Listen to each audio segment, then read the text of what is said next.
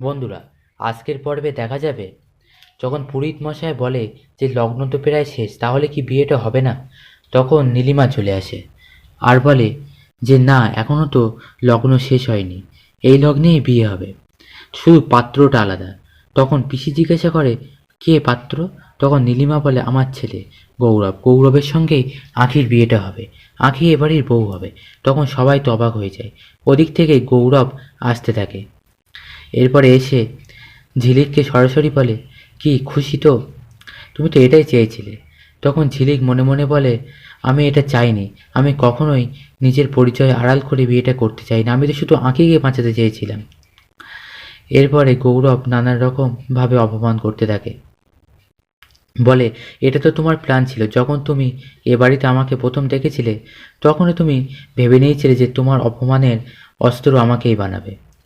তখন ঝিলিক মনে মনে বলে যে আমি সত্যিটা বলে দিলে হয়তো আমি বেঁচে যাব, কিন্তু আঁখিকে ওরা আবার এ বাড়িতে ফিরিয়ে আনবে, আঁখি আবার কষ্ট পাবে। না, আমি আঁখিকে আর কোনো কষ্ট পেতে দেব না। এরপরে গৌরব বলে যে তুমি অনেক মিথ্যে কথা বলেছো, তোমাকে সবার সামনে আজকে ধরিয়ে দেবো, এক্সপোজ করে দেবো, তুমি কেমন সেটা সবাই জানবে এবং সবাই চিনবে।